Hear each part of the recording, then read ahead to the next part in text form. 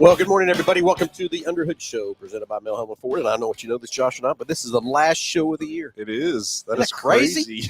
Absolutely crazy. It's a beautiful Saturday out there. Don't seem like a Saturday, but it is Saturday. These lovely holidays and everything kicking in and stuff like that, too. So getting things mixed around, right? Just when you get a schedule going, then, you get a schedule going, and then these holidays. We got one more coming up, too. Yeah, we do. Yeah, right around the corner. So cannot believe that the 2024 is just about in the books. It's pretty damn crazy. Yeah. Yeah. But here we go for 2025, too, right? It is. 2025, right around the corner and everything else, too. So, hey, it's a call-in show. 316-462-3673. Anything ailing your car? Tires, brakes, batteries, anything in the automobile world? Or, what about, we can even talk about the old Honda, Nissan, and Mitsubishi merge. Oh, really? That's what they're saying. All three of those are going to merge together. Wow. It's going to take like 12 to 16 or 18 months to get it done, but yeah, I'm sure it will. But yeah, if you want to talk about that, opinions about that, I got mine, of course. Imagine that, huh? I just everything I've been reading and hearing and stuff like that, honestly, I thought Stellantis would end up merging with somebody, is what I thought, or somebody would end up. That's still yet to come. I think that's yet to come, or buying them out, or something like that. But that, like you said, I think that's around the corner still yet too. So yeah, it's coming. So we'll see. So we're gonna talk about that. But anyway, any phone call you want to talk about in the automobile world, we can talk about that and get you a great price package valued over $130, which we keep saying we got to really evaluate that, see if that's even accurate. Well, we know it's accurate. We know it's probably higher than 130. But anyway, Josh, what's in that package? So we'll mail it out to you, but it's going to consist of the works, which is an oil change. We do a oil change and tire rotation. We use Motorcraft oil and filter products when we perform that service. We're also going to complete a multi-point inspection on your vehicle, checking over the brakes, tires, steering, suspension, all the safety-related components on that vehicle while we have it. You're going to get $10 to Mel's Diner, so you get yourself something to eat and drink while you're here with us at the Big Corner. Complete nitrogen for your tires, so you get all the great benefits that nitrogen has to offer. And then a BG products package, which consists of a can of MOA or motor oil additive for your engine oil, and then 44K for your fuel system. Again, just getting that vehicle geared up and ready to go for that next 5,000 miles of driving. So, all right, let's get the phones ringing. 316-462-3673.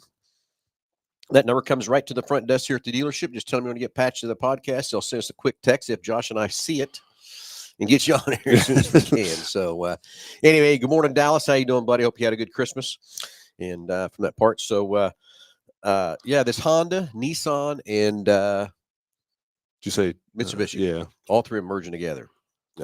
It'd be interesting to see what the name stays. Is it going to stay? Yeah, who wins on that? Who wins on that? Or they change the name, what they're going to do or whatever. But it's going to be interesting to see how many points they actually keep. Too. So I thought, just going through previous years, right, of, historical stuff, like there for a little while, like a Mazda pickup was, the exact same thing as a Ford Ranger, right? Yeah. Like it even had a lot of the parts on it were stamped as Ford Motor Company parts on it. And then I think, back a little further than that, Jaguar for a little while had Ford parts on it. Mm-hmm. Those two were Ford owned part of Jaguar. Yeah, because they own part of that. And then what was it? I don't know if it was this year or the previous year dealer meeting when we went out to, and Ford has 10% ownership of Kia. Yeah, and I didn't know that at all. Until I didn't either. That blew me away too. Yeah. So it makes you wonder, how. That's why some of them Kias look like some of them Fords running around. That's what. Yeah, there for a little while. And then it made some quarter panels and some fenders and stuff like that too. And then it just kind of made more sense. But I don't know. Just finding stuff like that out kind of blows you away sometimes. On they're supposed to be competitors, but yet here we own each other or are a part of each other. So, yeah, Delbert just said he didn't get a notification. Well, good morning, Delbert, from the Mel Hambelton Ford page. Well, it shows it's live, Delbert, so not sure why. I did notice here lately, though, when it comes to my page, it takes a while for it to get over to my page for some reason. I don't know if that's a new Little bit of a lag. That this podcast carrier we use to do this actually has a delay or something there from that part, but it does say it's up and running. I guess I could go check that real quick. So yeah, I went through. By the time you get all these settings down, sometimes it's the operator. yeah. See, that's what Delbert said. He just now got it. So we're gonna have to talk to Gus about that and see if there's something that's making them lag to get up or whatever. For that porch. Next question we got for everyone is, do we look? Josh and I rolled in here. The camera's on. Don't ask how we look. Yeah, we both have a voice for or a face for radio. Yeah, I get that. I understand not, I need faith in my looks, but do we look yellow on the screen? Josh and I think we look yellow today. Yeah. Gus is not answering my text. So do we look yellow on the screen? On our side of the screen, we're looking at. We look kind of yellow out. It looks like you got a little jaundice going on. Little Oompa Loompas running around is what it looks to me like. But that was just so we could get the viewership up, not the people that are listening to get them to actually view. So I get it. So anyway, Dallas. So you're coming the 25th, 30th, and October 11th to Salt City to record. Fantastic. I'll be happy if you can get more shows in. I get it, but I go you're going to be all over from that part too. But yeah, we've got an exciting year for Salt City Racing coming up. A lot of good dates, a lot of different races and stuff. So if you want to tune into that, keep following us there on Salt City Racing's Facebook page. You get over there, keep that up to date on all that stuff. But yeah, got 12 races this year instead of 8, so that's even more fun and exciting. Some bringing in the ASCS National Sprint cars from that part, bringing in the Heartland Modified Touring 2, and from that part too. So it's going to be an exciting year at Salt City. So if you want to talk about Salt City, we didn't turn the Salt City page on, but if you want to talk about something going on at Salt City, we'll love to take that too. Yeah, Delbert says we look a little yellow. We look a little yeller. I don't know what it is. Gus, his kids are in town, so he's probably not paying attention to his phone. I figure by now the old mouse would take off and he'd be trying to check with our stuff here and get it fixed up from that part. So Daniel Jackson, Ford Rocks. Yeah, I think so too. Yeah, we're up and running. It's called buffering. I don't know if it's buffering or not, but as far as how long I don't know if that's the yeller part is or what. I think Gus been in here playing with some settings on that camera. Is what it is. So both of us were in here yesterday. So now we're going to blame you too. We can. That's fine. Last week, I'm really surprised I didn't break anything because I'm trying to get it to where I can get a second screen up and some images. And when we went to where'd this that screen go? Yeah. So when we went to this deal here, he's trying to make it easier. So I will give him that. But we just hadn't quite got there. So ordered a cable this week, and then, I say this week, we ordered a cable at some point, but then with the holidays and stuff like that, it just hasn't shown up yet. So hopefully by next week we'll be able to get some more of that stuff, make it easier or user friendly on our part to be able to show some additional items and things like that. Daniel thinks we're using some incandescent lights. Well, lights still the same. We haven't changed any lighting in here. At all in our room. So I don't know what's going on with it, but there's something up. So I will say that I got accused, not accused. We left the camera on when we left last week, and it stayed on the whole time. So burn in.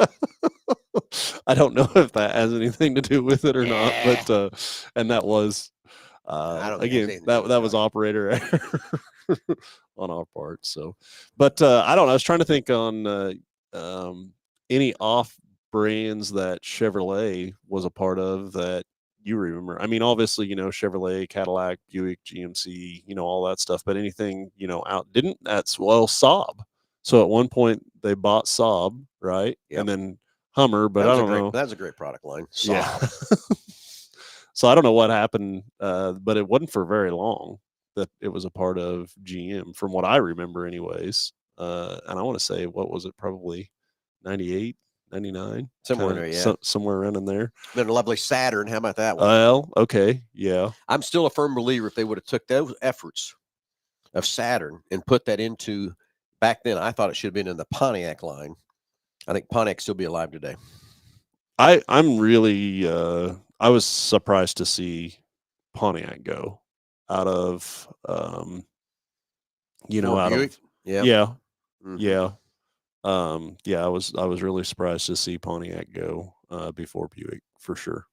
Yeah, exactly. So, Geo. Forgot about Geo. Greg Murray put me that with Geo. Remember those things? Were you around with Geo? Oh, heck yeah. So we had, we had the number 3 car over there, had a little Geo Metro. Oh, yeah. Yeah. It wasn't very good representation. I'll tell you that. So we had a deal that was so at the Chevy store when those Geos were running around. Back then in those days, salespeople got demos. Okay. And what they did, I wasn't a part of this part. Okay. But what they did is if you sold the least amount of cars, there was you got a Geo. It was a Geo. What was that little the Metro? No, it's smaller than that, wasn't it? I think the Metro was you the got to drive one. a Geo Metro and for your demo. So it was, so you didn't want to be the bottom guy in the totem pole to have to drive that Geo. What was that, Metro? Yeah, the Geo Metro was the smallest one that I thought remember. there was a smaller one though. Anyways, so what? Yeah, and I don't. So from my standpoint, like the 3-cylinder engine. I mean, it had a 3-cylinder engine in it, and we still have 3-cylinder engines today, but they're a little more efficient. Yeah, for sure. But for me, on a 3-cylinder engine, to make that thing smooth, to operate smooth, like the technology that's behind that to balance out a 3-cylinder engine, I think is kind of crazy, for sure. But yeah, there's still a couple of them out there, still yet today for sure. So yeah, I'd forgot about the Geo Metro. I got another one. How about Yugo? Did you ever drive a Yugo? I don't know. I can't say that I ever have. I did. I drove one. Did you? You talk about a throwaway car, man. That thing was a tin can. Woo! Had a citation for a little while. Okay, those weren't bad. No. It was the XL or the X something sport mod. Mine, dude. You had the hatchback, 2 doors. My dad said you used to be in tall cotton. Yep.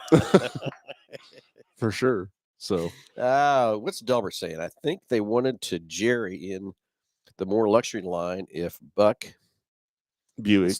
Oh yeah, Buick instead of racing side at the time, which in my opinion was the wrong move. I agree. Well, and Pontiac's big thing was, I'm sure their Firebird, right, was probably the number one. I know that Grand Prix was right up there, man. Yeah, there was the Grand Prix and Grand Am both. I mean, there Grand was Am was a hot seller there for quite a while. Yeah, we sold a lot of Grand Ams. I'd be interesting to know, kind of what they sold the most of or what they built the most of. There's a lot of there's a lot of Trans Ams Firebirds out there for sure. I know somebody had one. Yep. Got one. How about that? Yep. So, all right, let's get the phones ringing. 316-462-3673. Want to talk about these car lines that are gone? You want to talk about anything going on in the automobile world? You want to talk about this Honda, Nissan, Mitsubishi merger? You want to talk about something in the heck? Let's throw it out there. You want to talk about the racing world? You want to throw something Salt City? Like Dallas Bishop keeps throwing in there. He's going to throw some in-car videos in there. How are you going to pick that person? You're going to put that in-car video in there, Dallas? That's going to be a good question. Love to hear that too. So anyway, 316-462-3673. Last show of the year. Can't believe it. So anyway, I'm waiting for someone to dive in there. It's usually diving in. I haven't seen him come on live yet. We'll see what happens here in a minute. Oh, yeah? Going to see. I got to see if he's not put any. Usually he puts a little chat line over here on the right side or even on my phone or over here, but he hasn't come on yet today. So I got to do a little something here in a minute, maybe. I've been waiting for him to come on. He hasn't got on live yet. He's probably still sleeping. Stayed up a little late last night. So we'll see if he gets in here in a minute or whatever. He got a little fun thing to happen here. I love a Wankel engine. What's a Wankel engine? Daniel, what is a Wankel engine? I don't know what that is. Wankel. Yeah, I'm gonna need some memory refreshment there. I don't know what it is. So anyway, so for me this week, a couple things that I got into, that I want to talk about was extended warranties. We talk about that too, but you know what? I still want to go back to that diesel truck. Yeah, I was gonna get some pictures of that thing and put up. That's what kind of started this. We got a diesel GMC truck, Mhm. 44,000 miles. 48,000. 48,000 miles. It takes 16 hours to get the valve cover off that. I don't think that's takes, but the valve cover is off this truck because it's making noise. And I'm going to tell you, for 48,000 miles, there is no way, absolutely no way, that oil ever got changed. No way. Maybe once. I don't think so.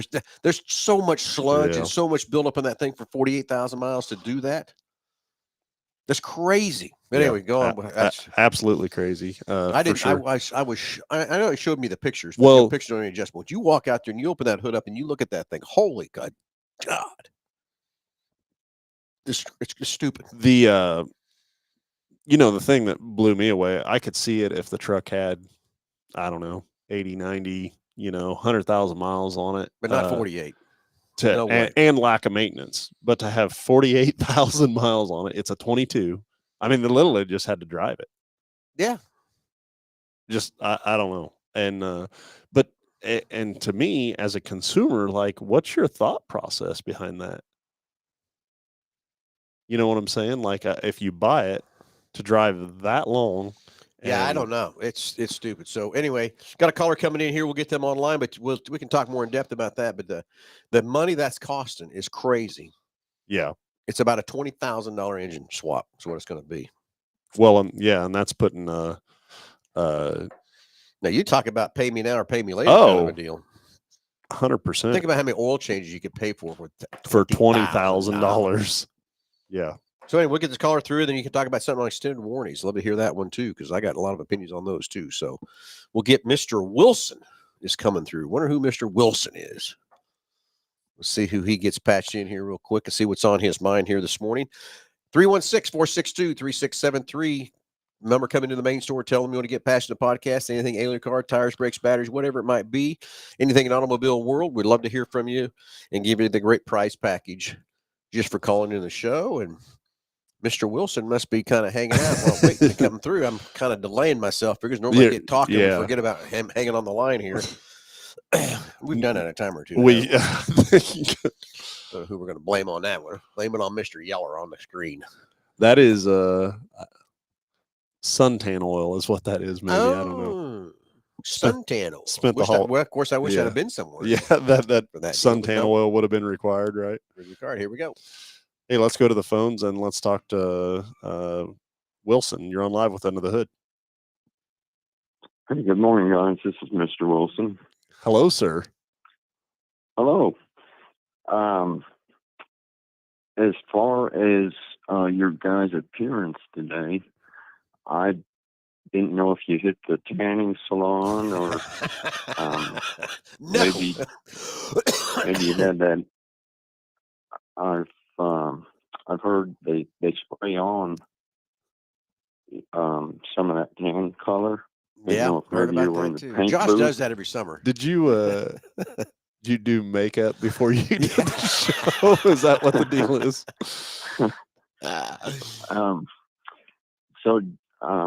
While I was on hold, I couldn't hear the show, but did you guys talk about the Pontiac Vibe? Oh, forgot about that one too. I think Josh, you owned one of them, didn't you? Toyota Matrix. Toyota Matrix. There's another one. So for me, the Vibe is one of the. Personally, I think more on the uglier end of the spectrum. Aztec. Well, no. Yeah, the Vibe's up there. The Aztec is in there as well. Did you own a Vibe? My son owned the Matrix. Did he? Matrix. Yeah. Well, I mean that was kind of another one. So the Pontiac Aztec and the Matrix looked a lot alike, I thought. Yeah. Well, I bet you money they shared a lot of the same stuff. Yeah. Is what I'll bet. Yeah, they're pretty. I mean, from the ground up, they were identical except for the body. Was his Toyota was making those? Yeah. Was his manual? A lot of those were manual transmissions. I'm pretty sure it was. I think that was Toyota's way of trying to get into the. Oh, they're probably competing with the Focus. Yep.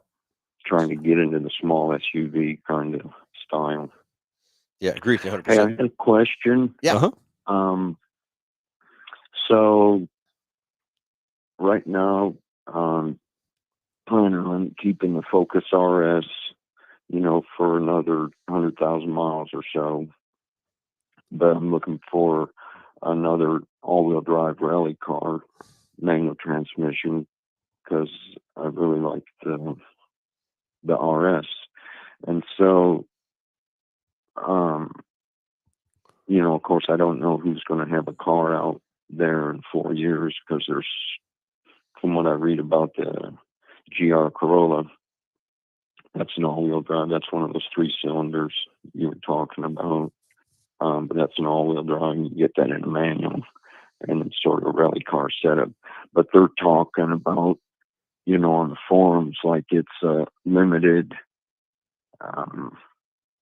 for a few years. But anyways, if I was to get something that's non-Ford, and it's still under the manufacturer's warranty, how does that work? Because I really like my service advisor and mechanical at Mel Hambelton. Well, that is not a problem. I thought maybe he was going to ask what else you could go buy. The only thing I know of is a Subaru WRX, but Mr. Wilson, we work on everything. So you can bring any maker model into our service department and let our service writer take care of you and our techs take care of you. We sell so many used cars and trade for so many used cars. Our guys have to be well versed on all makes and models. We have the same shop manuals, as we call them, not anymore. Everything's online with the computers and stuff. So we buy all that information to be able to have the techs to have their proper diagnostic tools and stuff to diagnose the cars and stuff like that too. So whatever you buy, which is I wish you'd buy a Ford, but I get if it can't get one that fits your deal or whatever, we still will take care of that and service it there in our shop for you. No problem whatsoever.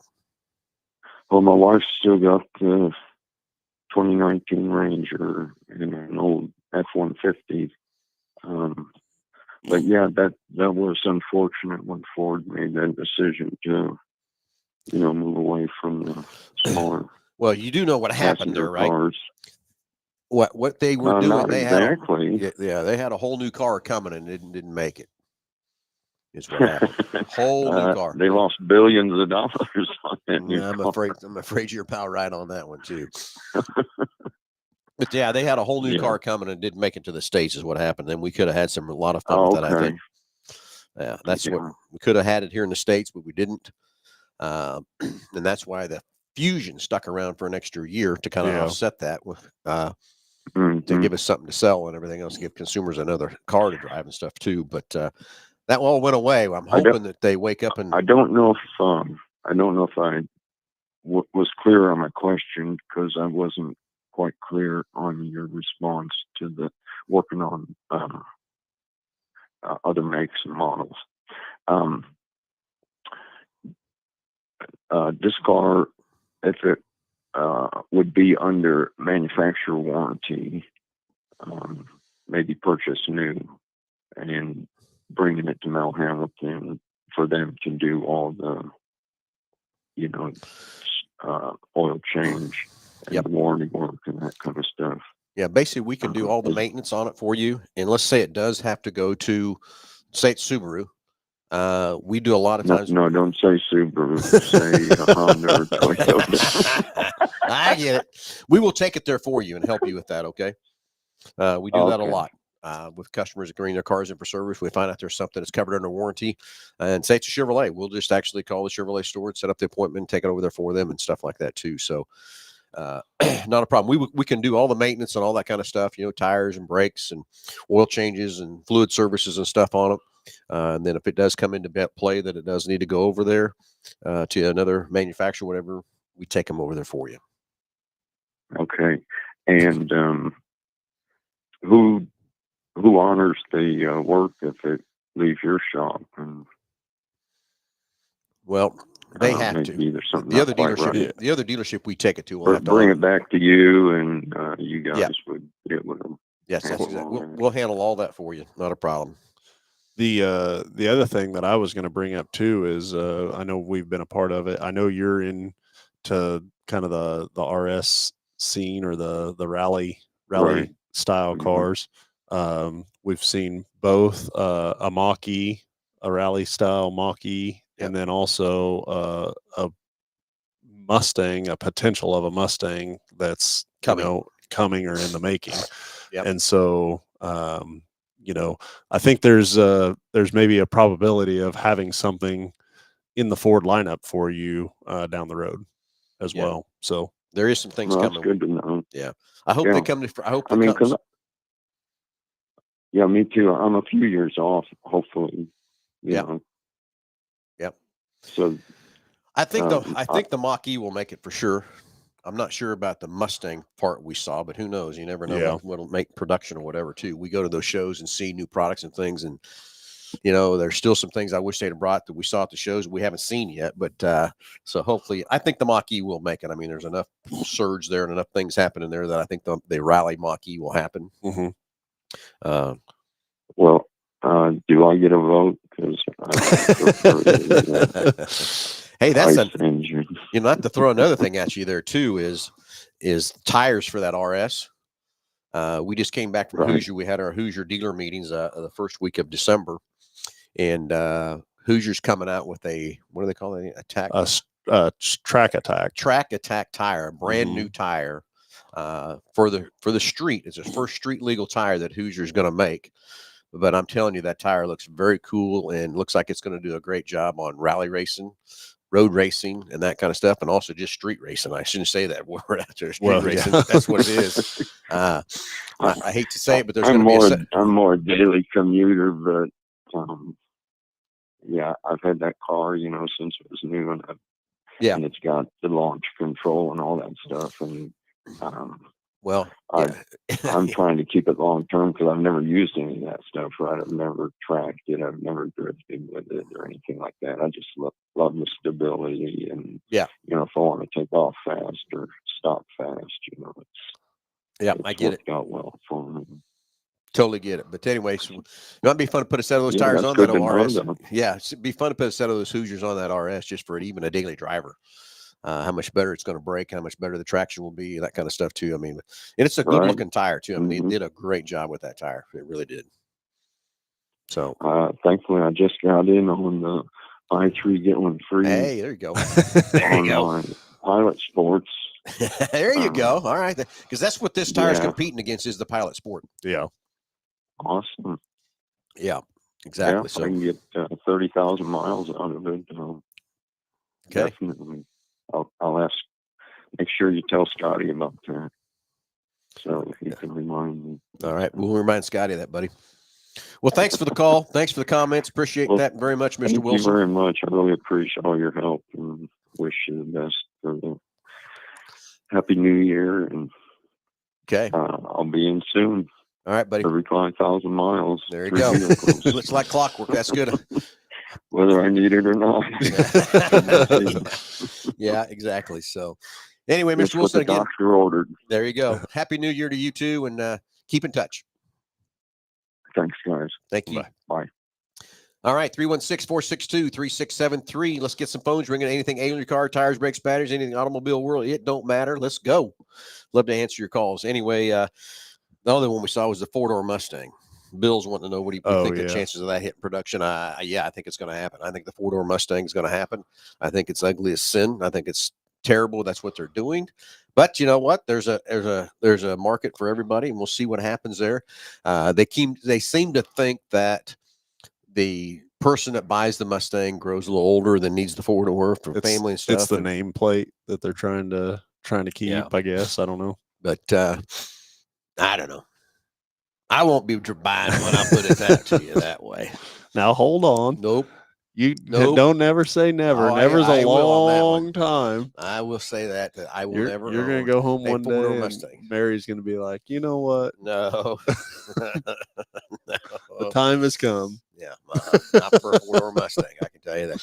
But I do. I see there might be a niche for that four-door Mustang.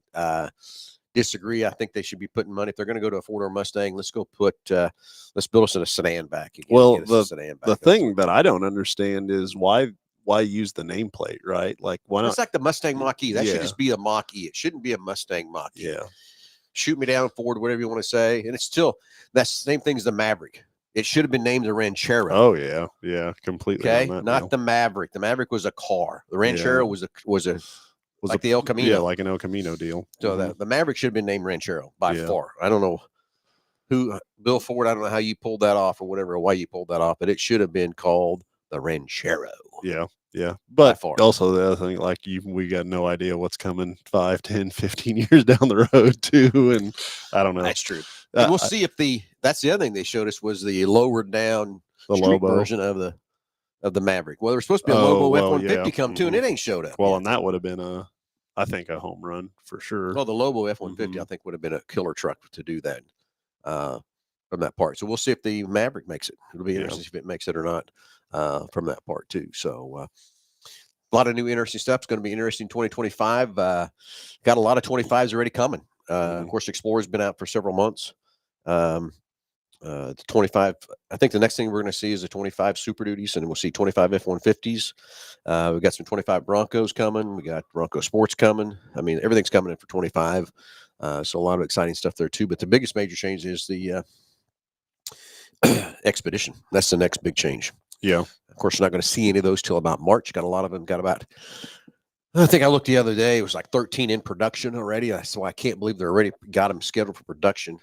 That it's going to take clear of March, but yeah, they're scheduled in January for production. So, but I'm sure after they build a lot of them, check the quality over all that stuff, where they ship them to us dealers and stuff. And I'm sure that's why we're not going to see anything until before you get the okay to buy. I'm sure they'll build a lot of them to get every dealer to get one or two of them, I would guess. Yeah. So if you haven't seen the 2025 new Expedition, it's pretty cool.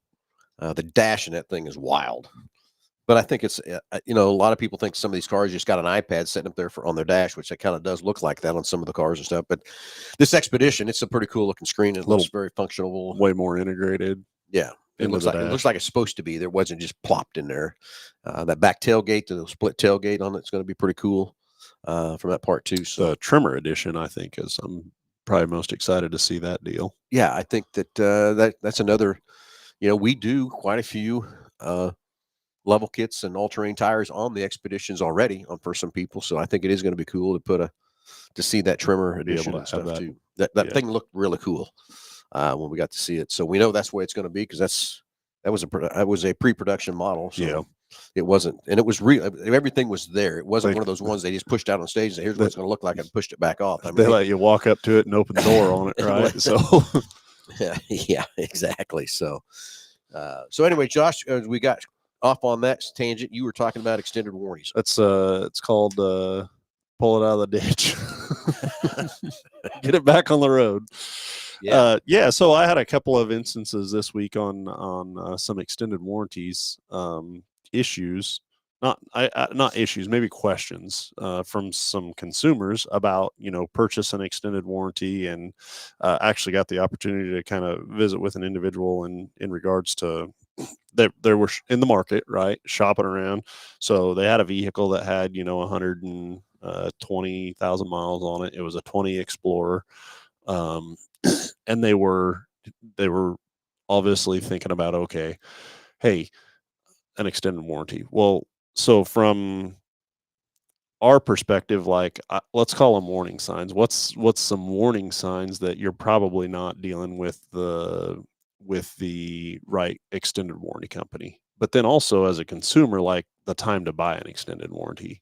And you can maybe kind of speak to this or attest to this, but I just can't seem to think at 125,000 miles or 120,000 miles, like that's not the time to look for an extended warranty, right? Because the cost factor of that is going to be atrocious. Because you got to look at these extended warranty companies that we have. There's good ones, there's okay ones, and there's some bad ones out there. I can mention those names right on the screen. I'd love to, because they don't need to be in business and they're ripping people's heads off and not taking care of the dollars you spent for that extended warranty. But the best time to buy your warranty is when the car is new. Because the probability of things happening or whatever, you're going to buy it at a lower dollar value. But buying something at 120,000 miles, it's an insurance company. They know there's going to be probability, so they're going to charge more for that warranty at 120,000. You're right; that's not the time to be looking for one. It's the time when you buy the car is when it's time to be looking at that. And even if you're buying a used car, if it's still in a factory warranty, you can still buy a new car A plan, new car warranty, which yeah. is cheaper than a used car plan, because a Mhm. used car, again, the probability of something happening on a used car is going to happen more than it is going to happen on a new car. Of course, for the first 3 years, in 36, the manufacturer's covering that, so that's why Sure. it's cheaper on a new car for that part. But it's a lot. But the probability they're going for that forward. So yeah, 120,000 miles is the wrong time to be looking for that, because probably, I mean, I'd hate to guess, it's going to be a short time that they're going to cover it. Well, so that was going to be my next point to this is, so the individual actually sent me the brochures or pamphlets that they were looking at, and so I just kind of was breezing through it. First of all, the warranty that they were looking at purchasing was covering mileage wise the vehicle to, I think it was like 210,000 miles. Oh, holy Okay. jeez. So that to me would be a extended warranty red flag, right? Like if there's an extended warranty company out there that's going to say, "Hey, I'll cover that vehicle to that high of mileage," you're dealing with, in my opinion, you're dealing with an extended warranty that when something breaks, they are going to be looking for reasons not to pay for something Exactly right. They're going to than put they you through all are. kinds of hoops Mhm. and claim you didn't maintain it right, didn't change the oil right, you don't have the maintenance records and all that kind of stuff. Yeah. And you're going to be wasting money, because they're going to figure out a way not to pay that claim. Yeah. There's just no feasible way. You just wasted that money by buying one at that kind of a time frame, in my opinion. Now, the ones we sell here, we go to 150, and we're done at 150. That's You're- all the further we're going to go. Yeah, you're not going to get coverage after. But even that, can we sell you one at 120? Yeah, but it's going to be an expensive program. Mhm. But we're not going to make you go through the hoops and not making it covered. We're going to make sure that it is a legit claim and all that kind of stuff. From that part, don't get me wrong, but we're not going to make you jump through all those hoops. But 120,000 miles, looking to try to save some money, whatever, it's time to trade. Well, and that was, I guess, my point to this particular individual is like, okay, where you're at with the expense of what this warranty is, the amount that you're going to be devaluing that car from where you're at to the mileage that you're trying to get out of it, and it just, to me, it didn't make a whole lot of sense. But then also looking, at this warranty or the contract that he sent over to me of what would be covered, what wouldn't be covered, uh, like it was clear the coverage that they were going to provide wasn't what he was going to need. There was no seals, no gaskets, no electronics, no sensors. It was essentially kind of like a base powertrain warranty on this vehicle. And, and again, even if it's just a powertrain coverage, that's really not where you're buying that warranty. That powertrain is going to be hardly ever, if you maintain them right, they're going to run 200,000 today. Mhm. So that's not the issue. The issue is all those other things you just talked about. It's going to cost you money to keep your car running. And, and what I thought was very unique about this specific contract, I had not heard of one like this. Maybe you had previously, but so it was mainly powertrain component coverage. Okay. The expense on it was, I thought, kind of high for what they wanted dollar wise, but then it was written in the contract that you were eligible for like a $200 yearly rebate to the contract with submission of maintenance records. And so you would submit them, certain intervals or certain maintenance records that you would have to do. You could submit that back to the extended warranty, and you would get some of your money back that you paid for the. Yeah, they're taking the odds. If you do maintain it, you're not going to break. Correct. So that's why it's a powertrain only coverage. Yeah. And if you keep maintaining it, guess what? The car's going to keep running, keep going. So they're going to give you some of that money back. I see their odds. I do. But that also kind of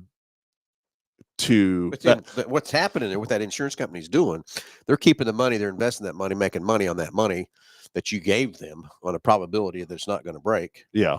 And they're giving that back to you. They've figured out what percentage or whatever that they think they can make on your money, and then give you that back in a year or two or whatever. So there's still money ahead. Oh, by far. But then that also plays into the part of what we talk about time and time again on this show, is that if you maintain your vehicle, like the powertrain portion of it is going to last, right? Yeah. There's value in that maintenance. Yeah, they're not going to have a claim. That's what's going to happen. And so, just kind of, I'd not seen that before Neither. in an extended warranty contract, and I You thought still got that was that? So I'll have to pull it up, but yeah, I'm pretty I want to sure. study that a little bit, pretty kind of sure see you what I emailed got it there to too me, on that so. part too. That part. So, and if you got any questions about extended warranties or whatever, give us a ring 316-462-3673. Love to hear from you. Larry Frederick's got a great question. I love this question. Okay. Could you guys talk about leasing pros and cons? Love to talk about that, Larry. I'm going to tell you right now that I'm a big lease fan. Love it to death. And I'm going to tell you why. And I'll go through it. And I'll go through some of the things that customers say about that and the questions they have about leasing. But leasing is basically back. It was gone because it didn't make feasibly possible with the way the used car market going through COVID and all the downtime we had of not producing cars. The manufacturers didn't know or couldn't guarantee you a value at the end of that lease, so they put the number so high that at least didn't make sense. But leasing is back. They've finally got the incentives back. They've got the residuals back, and incentivized rates are back from that part. So let's talk about leasing, and here's why I love it. Number one, I want a 36-month commitment, not a 60-month, not a 72-month commitment when I purchase it. When you purchase something, you're liable for that whole loan value. With a lease, you can go 36 months and you can find out what's the car worth at 36 months. Let's just throw some numbers out. Let's say you lease it and you made your payments, and we're going to guarantee you a value at the end of that lease from day one when you buy it. Let's say that guarantee, just say it's $30,000. And at 36 months, we look at it and you say, oh, guess what? It's worth 28. Well, guess what? You can walk away from it, get into another one, and not have to worry about that $2,000. If you purchase that car, guess what? You're liable. Yep. You got to make that $2,000. Now let's say it's worth $32,000. Hey, you made money. You got it. You're in a good shape. So now then you can turn around and finish buying it. So you can buy it, trade it back in, which is what I would suggest you do, is turn it in, take that $2,000 and put it towards my next lease and go. The other big advantage you have with the lease is you only pay sales tax on your payment. You don't pay the sales tax on the whole car. So another savings there too. Number three, the other thing I like about it, you will get gap insurance guaranteed on a lease. And the reason for that is if the car does get in a crash like that, guess what? Ford really owns the car. Yeah. Just like the banks. I always say when people say I don't want to rent my car. I get it, but you know why banks may drive up windows? So the banks could visit their owners, because the banks own your cars. You don't own that car till you make your last payment. So there's the huge advantages of a consumer side of that, of leasing a car. I went to my first lease class in 1985, and I never bought another car after that. I leased every one that I bought because of all those advantages. I want that shorter commitment. Now, cons. There is one big, huge con that you can do, is not put enough miles in that lease. And that's the only way right now today, the way the government and everybody's protected you with what we call a closed-in lease. And that's that part of that guaranteed value at the end of the lease that we have to give to you. From that part. Years ago, they were open-end leases, and they'd lease the car to you at a cheap payment. Then you come in at 36 months, and guess what? You owed an astronomical amount of money, and that's why people got burnt on those leases. Today, they're all closed-in leases where you cannot be liable for that last part of that payment. So you make your 36 payment, you can trade it, buy it, or walk away from it. That's what I love about it. So I got a short window in there to know where I'm at. I don't have to be committed to a 72-month payment, which is 90%, 98% of what we do today is a 72-month payment. I want that short commitment. So now, most leases are figured at 15,000 miles a year. You can go as high as you want. We just keep changing the residual to get you your miles that you want in that lease. Or you can go as clear down as low as 7,500 if you drive that many miles. But if you drive 7,500 miles, but you really drive 15, you come up to the deal, you're gonna be way upside down. Yeah, you're gonna pay be buying that car. Yeah, you're gonna buy that car. So don't do that. It's the only thing in a lease that a consumer can get burnt on today is if you don't put enough miles in that lease. And I'm telling you, most of us don't really realize how many miles you drive. You really got to go back and look at several years, how many miles is on the car, how long you owned it, divide it out by each month, and times it out to figure out exactly how many miles you're driving. And you'll be surprised when you do that. You don't realize it until you actually sat down and added up on your miles. But Larry, that's the only thing of the con, in my opinion, of that sort. Now, again, leasing went away because it was The manufacturers couldn't get that guaranteed value because the used car market was doing this. Now it's leveled back off. The leasing is back, and I've got some huge lease payments out there right now on the Explorer, Bronco Sport, Bronco, and Escapes What that are great values. Yeah, and then as far as like leasing, what's the 36 months is probably the most common term, but you can do shorter, right? They've got a 24, 36, 39, and 48-month lease. 48 months usually doesn't work out quite as good as it should be. 36 is kind of the sweet spot. Sometimes the manufacturers will put a great incentive on that 24-month lease. And 24 is really good sometimes, depending on where that. You just got to run the numbers to see where that residual sets and what the interest rates they put on those shorter month leases, because we always figure them all just to make sure which way it's going to be better from that part. So leasing is back. It's the right thing to do today, and I would coach you and love to sit down with anybody and talk about it. And like I said, so I don't want to rent my car. You're still renting it until you make your 70, until you make your last payment. Who cares? Yeah. Here's the next thing: is if you keep trading a car at 36 months, you're basically under factory warranty. So you don't have any expense there. We all know the maintenance costs and repair costs start at 60, 70, 80,000 miles cost you more than it does in that time frame. You've not put tires on this vehicle yet, which could be, exactly $1,000. So what I like to do is say you got a 15,000 mile a year lease, and that's what you are driving. So that's going to be 45,000. Mm-hmm. So what I love to do with customers is sit down and say, okay, you're going to get 45,000. Your warranty runs out at 36. So let's get a little bit of coverage to the 45,000 of extended warranty. Then let's put a maintenance plan in there too. So basically, you have a drive and go kind of car. All you got to do is put gas in it, and it's all in your monthly payment. And you've got your warranty coverage to cover you all the way to the 45,000. And then you got your maintenance there, and you just walk in and flip us your keys. We'll service it by the manual. Everything needs to be done, and off you're rolling again. Do that a lot from that part too. So a lot of advantages are to leasing. Like I said, I'm a huge fan of leasing. I think it's a great thing for the consumer. Like I said, it's 1985. I went to GMAC lease class for a week. They studied a week on that, and I never bought another car. Now, if you drive 40,000 miles a year, probably not going to work. Yeah. From that part. But here's the other thing I will tell you. Me personally, knowing everything in and out of this business, if you sat down with me and you gave me a payment of say $500 on a lease, and my 72-month commitment was $450, I would lease that car in a heartbeat. I'd pay the $50 a month more, so I have my guaranteed value. I have my option at 36 months. I could walk away from it or do whatever I want to do at 36 months. And that's at least worth $50 a month to me to know that I'm not going to be upside down, or say that for some reason that car does dip in value. Yeah. And it's worth a lot less money. Guess what? I don't have to worry about that with a lease. I got my guaranteed value. It tells me right there, I can buy that car for 30 grand. What's it worth? Worth 32. Hey, put the 2 grand in the next one and go roll on. Or if you just fall in love and that's what you got to have, buy it. Pay the 30 grand and you're 2 grand ahead going in, or walk away from it, whatever you want to do. So I hope I answered all your questions there, Larry. If anybody got any other questions about that, love to answer them. Love to help you with leasing, because like I said, I am a big lease fan. I mean, I think of, especially like COVID coming through here and how much that's changed the buying cycle, right? Like you had all your, people that lease vehicles, going through that cycle, but then they get to that spot where there's not even inventory. Leases are horrible. So now they're out of the lease buying cycle for a little while. Yeah. I think of people that wanted to trade every 2 years or every 3 years that maybe couldn't during that time. And so now they would otherwise trade a vehicle at say 36,000 miles, but now they've kept it, to 60 or 70,000 miles. So what's that do to, I just think of we've upset the apple cart. Twofold with this deal. Cause like you said, we went through with no new cars. So everybody either had to keep their cars or trade into a used car. So we've lost the buying cycle basically. Like you talked about, and it's showing up right now. And I knew this was going to happen. I kept getting out there and buying cars that I could.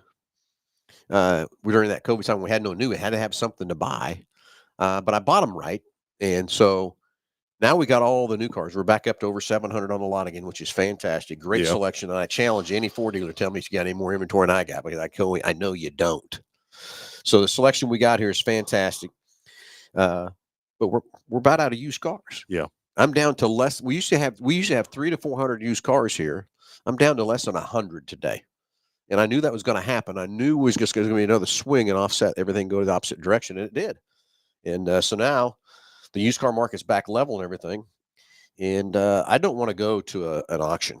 I don't know the history of the car, don't know anything else like that. I just don't want to do it. That's not the kind of used car that I want to sell. I want to know where the car come from, what it did. I want to know it's been through our shop. It's been inspected. Everything's in tip top shape and nothing's been hidden on that thing. And I'm going to tell you, a dealer that's out there selling cars at an auction, why is he getting rid of it? Yeah, especially with the need for that market, right? Like there's a huge need for those premium cars in the used market. And if somebody's selling it or trying to cheap sell it like that, like there's something wrong with it. Yeah. Had a little windshield time over the holiday, so I was letting Jake drive, and I was working on my computer. Of course, every day I do that. But anyway, I just thought, I'm going to go look at the auction a little bit. Mm-hmm. And Smart Auction has what they call a green light deal where the dealer guarantees the car, all that kind of stuff. And I pull it up on there, and I'm starting looking at these cars. I'm thinking, why in the world are you putting that out here instead of selling on your lot? Yeah. I can't fathom that right now, as low as everybody is on used cars, why you would be putting your cars out there to sell. Mm-hmm. I don't know. Someone's got to explain that one to me. From that part, I can't fathom that situation. But I will tell you, I was almost ready to go click, click, click, click, click, and buy a few of them. But then I told myself, stop, don't do it. You've done it. You tried it. It doesn't work. From that part too. So. Anyway, enough on that. It's about out of time, Josh. Time flies. You're having fun, right? It does. Yeah. For the last show of the year. Unbelievable. It is the last show of the year from that part. So anyway, Josh, anything else you have to cover? Anything else like that? Because I think it's time to.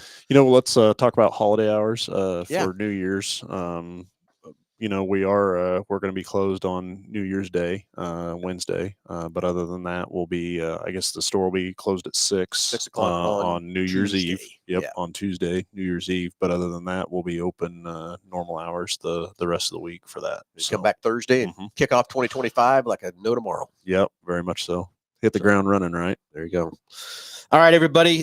Thanks, everybody, for tuning in. Thanks for watching. Thanks for all the questions and comments. Really appreciate it. And everybody have a safe and happy new year. And we'll talk to you next year. How about that one? 2025. There you go. Everybody have a great day. Have a great holiday. We'll talk to you next Saturday, 9 o'clock live.